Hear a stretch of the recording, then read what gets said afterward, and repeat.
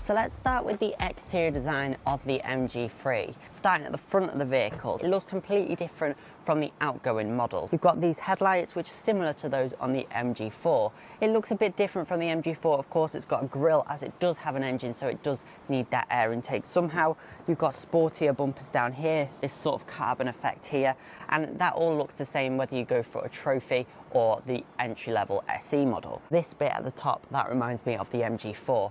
So lots of little cues from different cars. Overall though, I do think it's quite stylish, and I do like the proportions, especially at the side of it. It's more of an elongated hatchback rather than a shorter vehicle. All models feature these LED daytime running lights. On the SE you get halogen projector headlights, and on this trophy you get LED headlights. I'll show you those now. Looks really nice, and those are on the trophy model. To the side of the MG3 Hybrid Plus, I think this is one of the best angles, as you've got the longer shaped body rather than a short, stubby sort of small hybrid that you see on like the Toyota Yaris and Honda Jazz. It looks more like a conventional hatchback. You've got these nice lines that go through. This has got keyless entry, as of course it is the trophy model. You won't notice a massive amount of changes on the outside between the two, the SE and the trophy.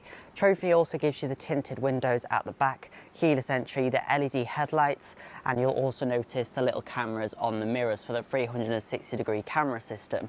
I definitely recommend the trophy model. It gives you a lot of equipment for that extra £2,000, starting at £20,495. whereas SE starts at £18,495. It will also hold its value a little bit better as well, the trophy, as obviously it's a bit more of a desirable vehicle having those extra features on it. What colours can you have the MG3 Hybrid Plus in? Well, there's 6 different options to choose from. This is the standard Arctic White, which looks really nice, suits the look of the car very well. Metallic colours start at £545. You've got the Black Pearl, which again looks really nice, and obviously all the black trim blends in really lovely to that car.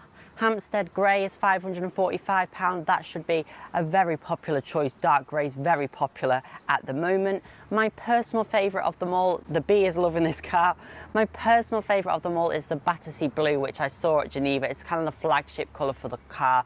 That looks really great. You've also got Monument Silver, look quite good in silver. And last but not least, you've got the £695 option of Dynamic Red. So if you like metallic red, you'll like that colour. That would work for some people. I like the Battersea Blue the most, and the Arctic White looks great as well. The standard colour does look a nice clean look to the car, and I've not seen any of these about. I've seen the grey, I've seen the Battersea Blue, and I've seen the Dynamic Red, but I've not seen any of these Arctic White models on the road as of yet. Alloy wheels on the MG3 Hybrid Plus, it's very simple to explain. On SE and trophy models you get these 16-inch diamond cut alloy wheels as standard. They look great. I really like the design they've gone for with these sort of holes in them. Almost remind me kind of Alfa Romeo look in a way, but a bit more angular, and then you've got a really chunky decent sidewall. As standard they come with home tyres on them.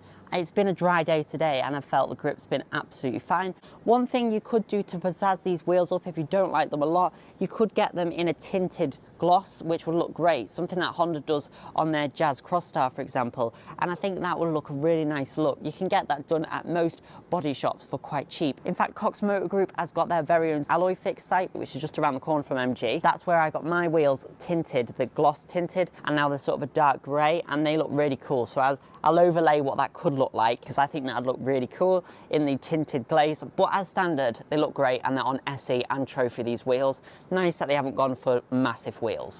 To the rear of the MG3 Hybrid Plus, quite a nice look. Of course, this is the tinted glass on the trophy model, and you get rear sensors on all models as well. Front sensors are not on any models, but you get the 360 cameras on the trophy model. I really like these rear tail lamps in the LEDs in the dark cherry red colour. Lots of manufacturers are going for a clear tail lamp now, so the lenses are clear rather than red, and it just doesn't work on some vehicles. So I'm glad they stayed true and just stayed classic. Traditional red tail lamps look really nice and really suit the look of the car. And yeah, overall, just a nice smart look. Your badge is just in silver, and then whatever colour your car's in just comes through underneath.